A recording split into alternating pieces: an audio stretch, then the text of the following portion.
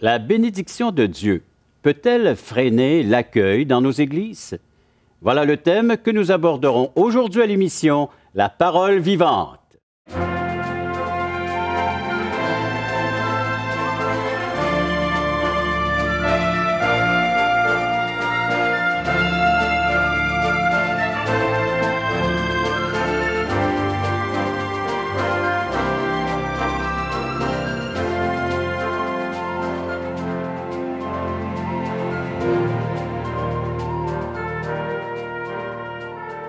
Mesdames, Messieurs, bienvenue à l'émission La Parole vivante. Aujourd'hui, nous regarderons le texte du livre des Actes, chapitre 11.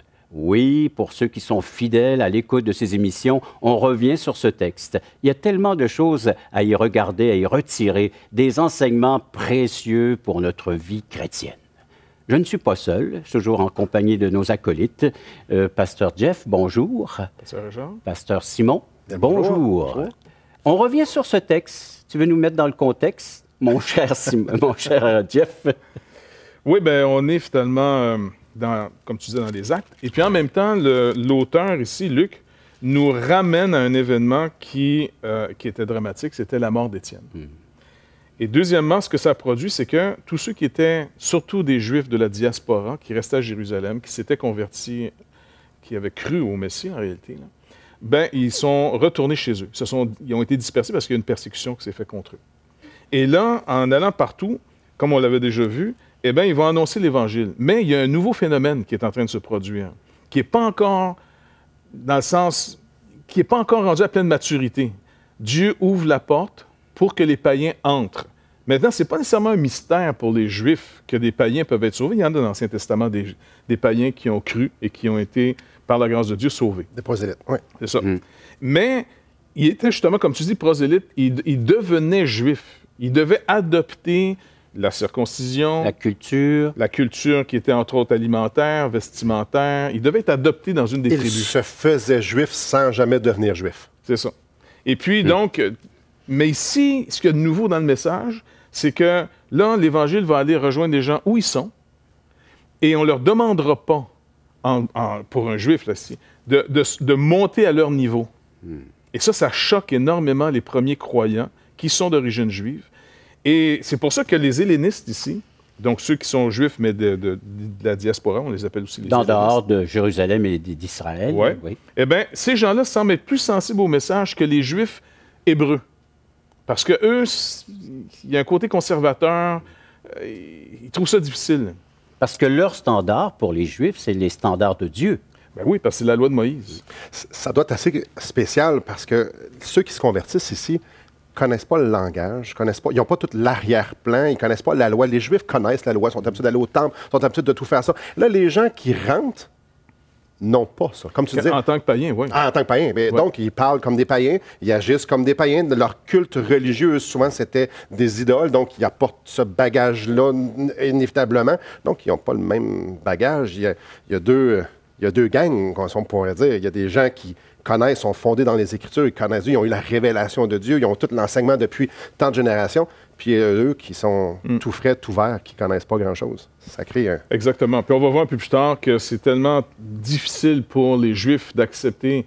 Parce que pour eux, c'est comme rabaisser finalement, c'est comme dénigrer toute la parole de Dieu, la loi de Moïse qui a été donnée quand même par Dieu au Sinaï. Et leurs principes, leur moralité, leur vie. Oui, tout ce qui en découle. Donc la nourriture, le vêtement, même certains lieux, on ne mange pas avec un païen. Puis le païen, bien, au fond, dans le grec, quand tu regardes dans le Nouveau Testament, c'est plus l'ethnie, celui des ethnies, des nations étrangères. Tu sais. Et on l'a vu avec Corneille.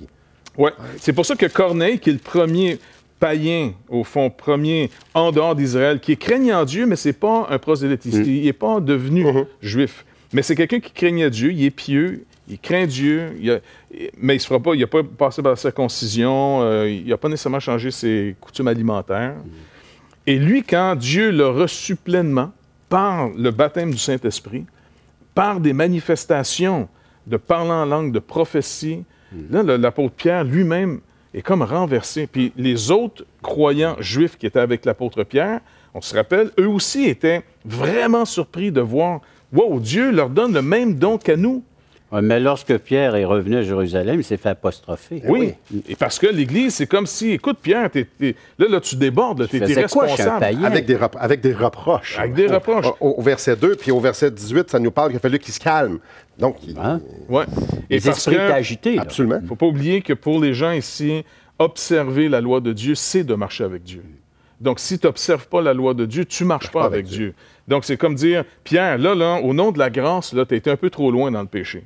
Et c'est un c'est texte... bien dit, ça. Oh, excuse, oui, vas-y. Au nom de Simon. la grâce, t'es allé trop loin. T'es descendu trop bas. Ben, c'est ça. Donc, ils ont peur qu'il y ait une mauvaise compréhension de la grâce chez Pierre, d'aller même chez des païens, de rentrer dans leur maison, de manger avec eux. Et que ça produise un laxisme après ça dans la communauté chrétienne qui est là. Ben là, t'amènes du monde qui ne comprennent Puis pas. on va voir aujourd'hui on peut rencontrer souvent le même défi dans nos églises. Voilà, c'est là où je voulais en venir. Ce récit devient de l'actualité pour nous aujourd'hui. Absolument. Dans le milieu évangélique, entre autres, où il y a les ethnies qui sont de plus en plus présentes, et puis les différents. Qu'est-ce qu'on en fait? On va lire le texte, Oui. et puis après la pause, bien, on va expliquer le texte. Mais lisons le texte, si vous voulez bien. C'est Actes chapitre 11, à partir du verset 19. Je vais en faire lecture, et puis après ça, on passera à l'explication.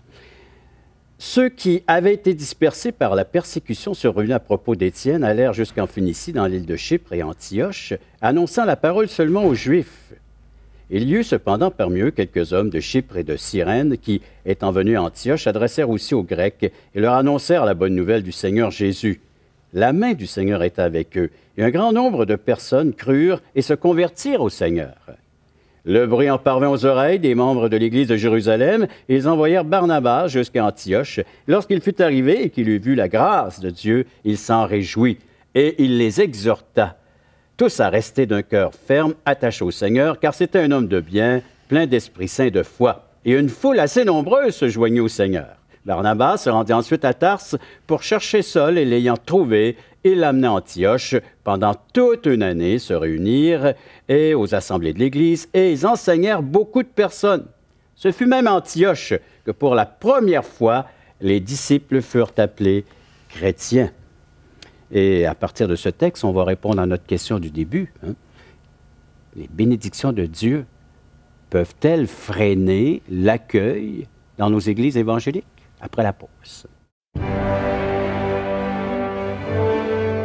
Toutes les religions, même quand nous, les chrétiens, on abandonne cet évangile par Jésus-Christ seul, eh bien, finalement, on se met à pratiquer des choses pour essayer de mériter quelque chose. Donc, tout ce qui est une pratique en vue de mériter ne fait plus partie de l'œuvre de Dieu.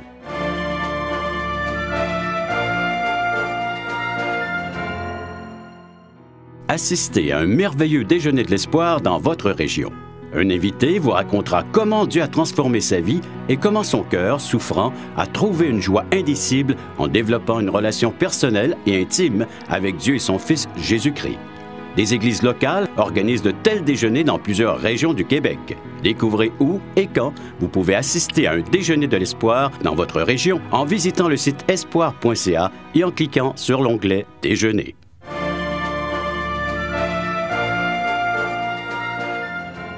Regardons à partir de ce texte du livre des Actes, chapitre 11, l'accueil qu'on devrait avoir envers l'étranger dans notre Église. Ici, je pense que l'accueil est bon malgré qu'il y a une tension. Il y a une tension, encore une fois, comme on se l'est rappelé, les Juifs sont nerveux de voir les ethnies non juives entrer finalement dans leur communauté, leur rassemblement. Surtout qu'ils ont des persécutions en plus. Ouais. Les Juifs non convertis persécutent énormément cette Église naissante. Donc, on va voir même au chapitre 12, Hérode, pour se faire du capital politique, va faire tuer Jacques, l'apôtre Jacques, le frère de Jean, et il veut faire tuer Pierre, que le Seigneur va délivrer. Donc, cette petite Église qui est composée majoritairement de Juifs, soit des Juifs hébreux, comme la Bible les appelle, ceux qui sont nés en Israël, et les Juifs de la diaspora, ceux qui sont en dehors d'Israël.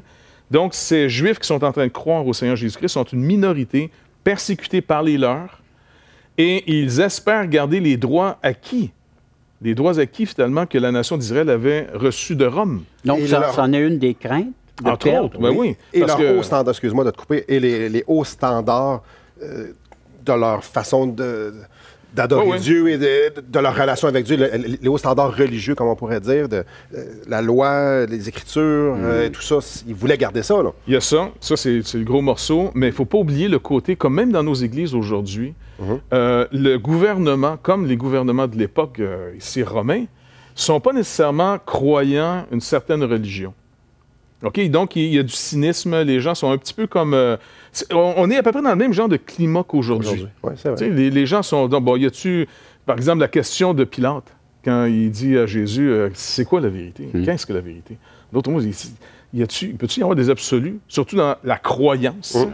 Et là, on voit que c'est le même esprit qu'aujourd'hui. Donc, on a vraiment, dans nos gouvernements, on pourrait quasiment dire, l'esprit de Pilate est vraiment là. Et il peut s'en laver facilement les mains aussi, en disant, je prends ni parti d'un bord, ni parti de l'autre. Bref, tout ça pour dire que les Juifs avaient acquis de Rome des privilèges. Par exemple, ils étaient exempts de certains impôts. Et puis, ils avaient le droit de reprendre des impôts pour leur temple. Ils avaient le droit d'exemption, finalement, dans certaines parties de l'armée, parce que le jour du Shabbat, ils ne se battent pas, ils ne bougent pas. Donc, ils avaient acquis des droits. Ces jeunes-là qui arrivent, là, qui sont un peu hors normes, on voit même Saul de Tarse, avant qu'il devienne l'apôtre Paul, était un persécuteur. C'était le juif typique, très orthodoxe, qui disait non, là, vous blasphémez. Fait que ça allait. Mais en plus, là, il y a des païens qui commencent à rentrer parce que le Seigneur a montré à l'apôtre Pierre, regarde, tu n'appelles plus maintenant ce qui est pur, impur. En d'autres mots, moi, je purifie les gens. Je veux dire, tu ne les classes plus par ethnie. Ce que Israël avait reçu comme enseignement en passant de la part de Dieu. Israël était séparé des autres nations par son manger, par son vêtement, par les commandements que Dieu lui avait donnés. Et là, les murs sont brisés. Une question? Oui. Nous sommes appelés saints, nous aussi, lorsque nous nous convertissons au Christ. Il y a cette séparation, il y a ce mur où jusqu'où peut aller... parce que saint, c'est une mise à part, c'est d'être séparé.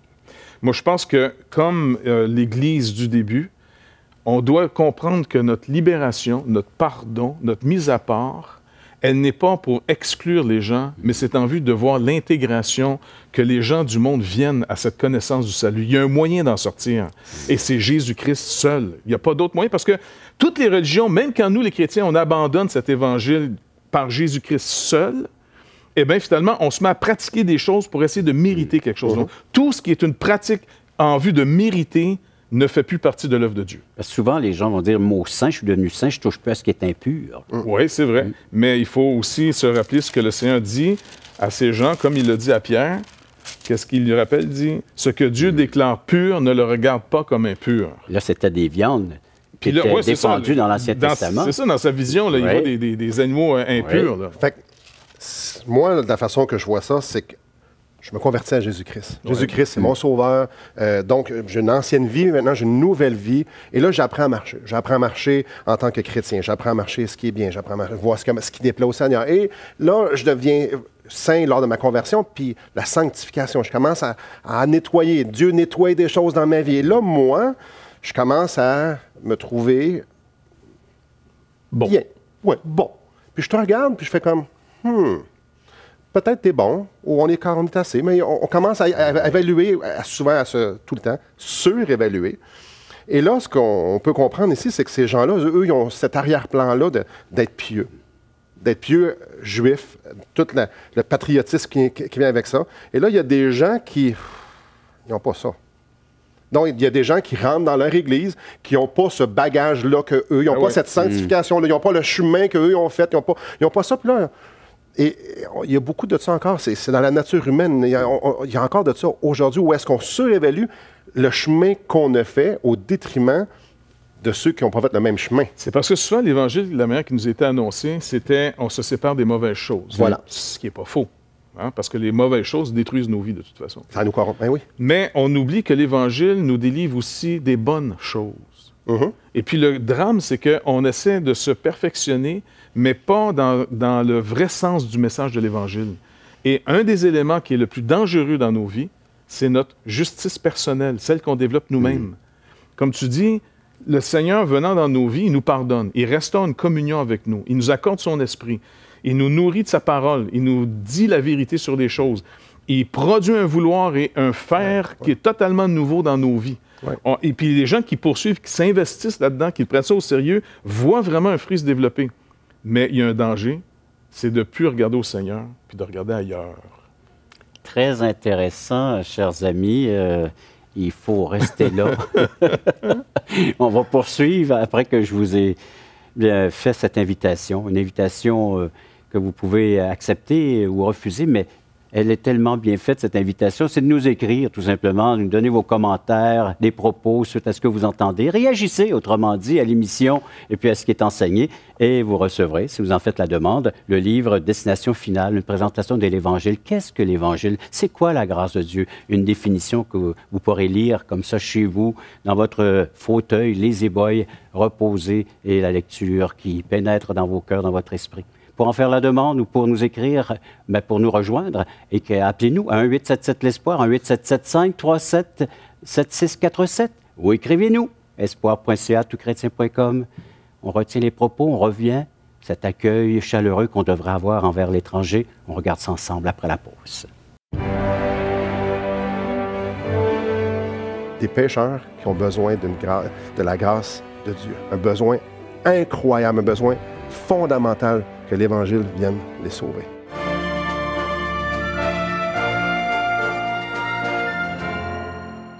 Voulez-vous combler le vide dans votre âme?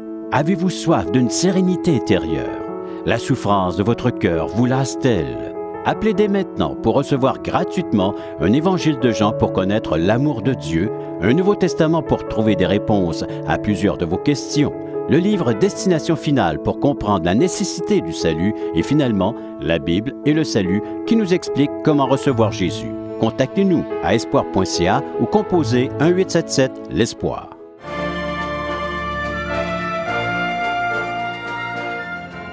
Le livre des Actes, chapitre 11, donc, il se passe de quoi à Antioche? Et puis là, justement, où Barnabas a grandi, ou peut-être c'est son lieu, il s'y connaît. Alors, il est envoyé par Jérusalem pour aller voir ce qui se passe à Antioche. Et puis, il voit des choses. Il voit la main du Seigneur. Il voit la grâce de Dieu. Lui, il voit une manifestation vraiment de la présence de Dieu au sein de cette jeune Église. Et c'est super important de voir ça, de voir où est-ce que Dieu est à l'œuvre. Et moi, je trouve ça fascinant. Ça fait maintenant quelques années que je suis dans le ministère, d'observer ça. Des fois, il y a des gens qui voient des problèmes et dans la même Église, les gens vont dire « Wow, Dieu est à l'œuvre! Dieu est à l'œuvre, Dieu est à l'œuvre! » Et c'est intéressant de voir les deux perspectives. Ici, Barnabas, il dit « Wow, Dieu est à l'œuvre! La grâce de Dieu est à l'œuvre! Extraordinaire! » Et il y a des gens qui « Ouais, OK, on est inconfortable avec ça. » Quand on voit Dieu est à l'œuvre, on voit que l'Évangile est en train de rentrer dans les cœurs, de faire son travail, de transformer les gens. Lorsqu'on se retire un petit peu et on dit « Oui, mais ils sont différents. Ils ne sont pas comme nous. » Là, vient avec une séparation d'avec eux. Et ce qui est intéressant avec ça, c'est que quand on n'observe pas ce que le Seigneur est en train de faire, bien sûr, on va regarder ce que nos yeux veulent bien voir. Donc, on va chercher les gens avec qui on a les mêmes affinités. On va regarder les gens qu'on dit le même langage pour justement créer cette séparation-là. Nous, ici dans le contexte, nous sommes juifs, ça va bien, on s'est convertis, on est pieux, on est sérieux à propos de la loi, et là, ces païens-là rentrent chez nous. Je me remets aujourd'hui. J'ai accepté le Seigneur, ça fait 273 ans. J'ai lu ma Bible 874 fois. J'ai arrêté de faire ça. Je fais ça. En 1912, j'ai fait des campagnes d'évangélisation. J'ai fait ça. Les deux bâtiments qu'on a, c'est moi qui ai bâti ça avec mes amis. Puis tu vois, comme tu le dis, finalement, dans tout ça, la personne parle de ce qu'elle a fait. Voilà. Et non plus de ce que Dieu est en train de faire et la base sur laquelle vient l'unité qu'on devrait accepter les gens. Donc, quand une prostituée, un clochard rentre, c'est dérangeant. On fait quoi avec ça? Quand il y a quelqu'un qui est une autre ethnie ou bien non, des générations, non, mais les jeunes ne me comprennent pas. Et souvent, il va y avoir des séparations avec ça. On oublie sur quelle base il y a un point commun, c'est l'Évangile.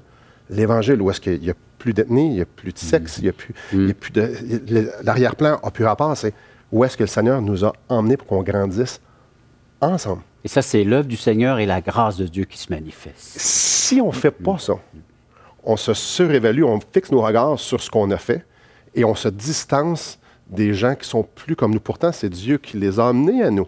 Donc, dans notre évangélisation, dans notre accueil à l'Église, ça a un impact majeur. Parce que si moi, excusez-moi, les gros pécheurs sales, ceux qui commettent des gros péchés, et je mets ici avec une touche d'ironie, ben moi, je ne veux pas, parce que moi, je suis saint. On va se distancer, mais cette personne-là est la même sorte de pécheur que moi, j'étais aussi, avec le même besoin fondamental de connaître Jésus-Christ.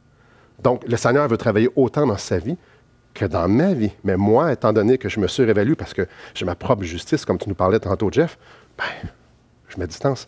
Il y a un gros problème. Donc, le dérangement que des personnes différentes rentrent, ça devrait plutôt être quelque chose de positif.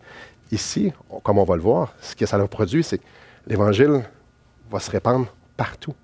Et il va avoir un effet partout parmi les nations, à cause justement qu'ils vont avoir été capables de fixer le regard sur ce que la grâce de Dieu, ce que l'Évangile de Jésus-Christ faisait dans leur vie. Les amis, n'est-ce pas une des difficultés qu'on retrouve au sein de notre Église pour rejoindre maintenant l'étranger ou les gens du dehors de nos réunions, de nos temples? N'est-ce pas une des difficultés, le fait de... Bah, ça va être dérangeant de voir arriver ces gens-là là, qui ne pensent pas comme nous, qui n'ont pas la même pensée ou la même façon de faire? C'est drôle. Moi, je sacrais comme un bûcheron avant de venir au Seigneur. J'étais un jeune rebelle, je sacrais beaucoup. Et je me souviens, j'ai accepté Christ, je me suis converti, je me suis attaché à une église, j'ai lu la parole de Dieu. Puis à un moment donné, je travaillais dans un restaurant, puis ça me fatiguait tellement d'entendre les autres sacrer. Et moi, je me suis venu à dire, regarde, je vais falloir, je me sépare d'eux autres, je vais falloir que je les repousse parce que les autres sont en train de me souiller, de me corrompre. Pourtant, le Seigneur me disait, non, on va leur parler. Tu te souviens pas d'où je t'ai pris, puis comment je t'ai transformé, puis comme eux, ils ont besoin de la même chose, de l'Évangile qui t'a transformé, qui t'a sauvé. Dieu veut aussi le faire la même chose. Donc, c'est important de ne pas oublier qui nous sommes devant Dieu. Et qu'est-ce que Dieu a fait pour nous? Qu'est-ce que Jésus-Christ a fait pour nous? Et c'est la seule base. On ne devrait jamais décoller de ça. Le seul élément qu'on devrait se comparer, c'est avec la vérité et avec Jésus-Christ. Jamais d'une façon horizontale. Parce que si on reste sur cette base-là, on ne verra jamais les autres comme étant moins que rien, étant des païens, étant des ci, des ça, un noir, un chinois, des jeunes, des vieux, un handicapé. Non. Des pécheurs qui ont besoin de la grâce de Dieu. Un besoin incroyable, un besoin fondamental que l'Évangile vienne les sauver. Oh, tout un message qu'on reçoit aujourd'hui dans le cadre de cette émission, basé sur ce texte du livre des Actes, chapitre 11. Après la pause, on va regarder de façon un peu plus personnelle comment vous pouvez voir la manifestation de la main du Seigneur dans votre vie et cette grâce se manifester dans votre cœur. Après la pause. De nous-mêmes, là, il n'y a plus rien possible à faire pour être sauvé. Point final, une barre. Et c'est pour ça que Christ devient la fin pour le croyant. Mais il ne faut pas perdre de vue cette justice étrangère qui met à notre compte. Ce n'est pas à nôtre.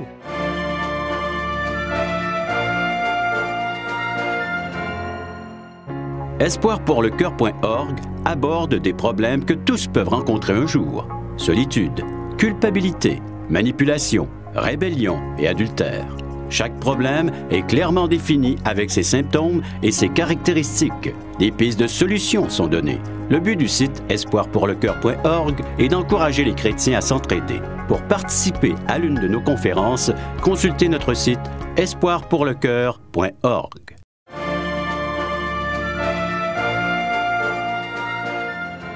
Un point essentiel, important dans notre vie, c'est l'accueil. Comment accueillons-nous les autres? Et surtout en tant qu'Église, comment accueillir les étrangers, les gens qui ne sont pas semblables à nous? On regarde ce texte, Actes chapitre 11, et on conclut aujourd'hui que cet accueil, si elle est basée sur la présence du Seigneur, basée sur la grâce de Dieu, on peut accueillir n'importe qui. Parce que Paul va développer ce que l'Église est en train de découvrir ici. Il y a deux types de justice sur Terre en ce moment. Il y en a juste deux. Qui prend plusieurs formes. Une prend plusieurs formes, mais il y en a deux. Il y a celle qui vient de ce qu'on fait. Donc, ça, c'est celle qui vient de la loi. Et qui exclut les autres. Oui, parce que là, tu es en compétition. OK? Et puis, tu as celle qui vient par la foi. Paul, il dit, moi, je vais être trouvé dans celle qui vient par la foi. En d'autres mots, il faut que je croie non plus dans ma justice, que ce que moi, je peux produire. Pour être accepté devant Dieu, il faut croire à la justice d'un autre qui est mis à mon compte. Christ est mort à cause de mes péchés, mais il est ressuscité parce qu'il a payé pour mes péchés. Quand il est mort, c'était ma mort qui mourait. Il mourait de ma mort. Il subissait mon jugement. Donc, plus on le voit, parce que normalement, un chrétien, en apparence, ce qu'on va voir de la vie d'un croyant, c'est son amour pour Dieu et pour l'autre va augmenter. Lui, le chrétien, par contre, intérieurement, ce qu'il vit, c'est qu'il voit de plus en plus à quel point il est perdu sans Christ. Et il ne parlera plus de ce qu'il fait. Tu comprends? Parce que ce qu'on fait, c'est secondaire. Il va parler de ce que Christ a fait. La justice de Christ. C'est ça. Ouais. Et c'est sur la... Là, dès que tu vas voir des gens, ben c'est tout toi potentiel. Donc, le point commun lorsqu'on rencontre quelqu'un, c'est la justice de Christ. Donc, on peut avoir un lien. On a deux choses en commun. On a finalement, d'abord, le péché, d'abord et avant tout, en commun. Si je vois plus mes fautes, si je vois plus qui je suis, bon, ben, je suis plus en train... Là, je suis en train de juste voir la différence dans ma justice de l'autre. Okay? Maintenant, il faut que je continue à voir. Il ne faut pas que j'oublie la purification de mes anciens péchés, comme tu l'as mentionné. Tu étais dans le restaurant, les gens sacraient, puis ça te tapait ses nerfs. Puis jusqu'à ce que tu te rappelles en disant, attends, ça, c'est moi, là. C'est moi, il n'y a pas longtemps. Écoute, c'est pas grave. Et puis, de là, tu perds de vue, si on ne garde pas à Christ encore, comme tu le rappelais, on perd de vue que le but, là, c'est pas de juger les gens, c'est que les gens puissent entendre comment ils peuvent sortir du jugement qui est déjà sur le monde. Dieu a déjà jugé le monde en jugeant Jésus-Christ de nos fautes. Donc, c'est clair, net et précis, il n'y a plus rien à faire. De nous-mêmes, là, il n'y a plus rien possible à faire pour être sauvé. Point final, une barre. Et c'est pour ça que Christ devient la fin pour le croyant. Mais il ne faut pas perdre de vue cette justice étrangère qui met à notre compte. Ce n'est pas à nôtre. J'aime bien ce mot-là, mon cher Jeff, justice étrangère, parce que c'est celle qui vient de Dieu. Alors, elle n'est pas dans ce monde, elle n'est pas ici-bas parmi les hommes. Il faut la demander à Dieu et Dieu est prêt à nous l'accorder. C'est une grâce.